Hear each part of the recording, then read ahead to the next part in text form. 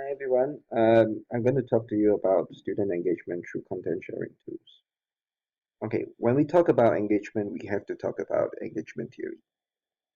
In Simmons and Finn's article, he summarized engagement into three main categories: academic engagement, social engagement, and cognitive engagement. So, what my focus on this project would be actually academic engagement.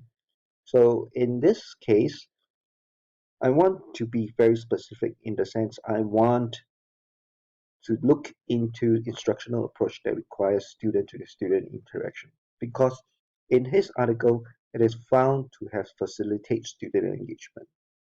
Okay, in that research they also found and everybody knows that attentiveness and student achievements is there's always this relationship. Okay, so I would like to improve student attentiveness through their peers.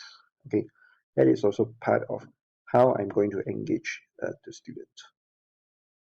Okay, next we're going to talk about this thing called constructivism. I think everybody knows that. John Piaget's assimilation and accommodation models. What I want to be in this project is what I call a bit of here and there in that sense, um, because somehow constructivist approach enables students to find their own ways to get to their knowledge that we want them to, but we have to be careful, you see.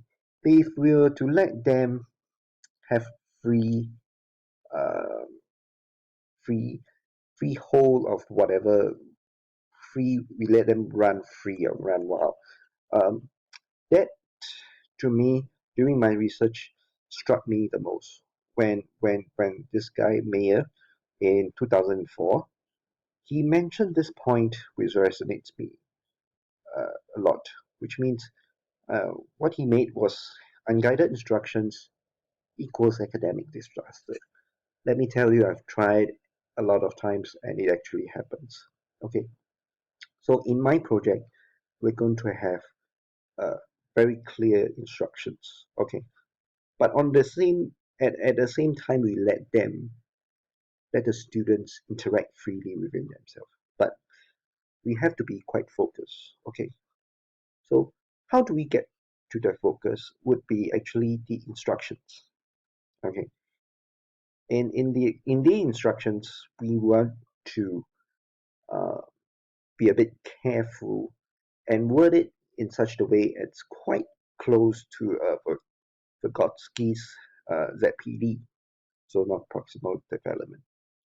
And that is how my project will be. That forms the theoretical basis of my project. Okay. So what exactly my project is going to be like is the next slide. In this project, okay, we want the students to engage learning through sharing. Okay, that's my first point, and that would put the emphasis on the student-to-student interaction. Okay, the questions has to be given and tried beforehand. We have to build that uh, based on their prior knowledge, very carefully worded guided instructions, and ZPD oriented kind of questions to help them uh, focus their energy on particular areas that we want them to. Okay. Then once that is done, we will share the answers to whatever questions we have, and it will be peer access through WhatsApp. Why am I using WhatsApp? Is because really it is readily available, and the students are really um, using it. Okay. In using WhatsApp, it gives quick and immediate feedback.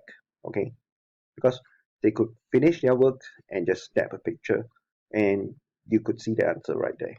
Okay, but uh, in giving back the feedback we have to be quite focused. Okay, we have to focus on the instructions. We have to give them clear instructions, say for peer-to-peer feedback, um, it has to be just based on answers. For me, as the instructor, we have to feedback on their methods of solving these questions. Uh, Perhaps some hints or whatnot that they have missed.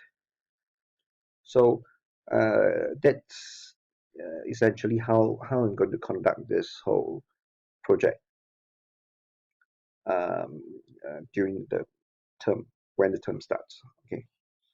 So in the assessment of this approach, okay, we'll be looking at their academic grades, uh, submitted test of particular chapters, maybe even feedback forms, and that would fail to close the whole circle of testing, uh,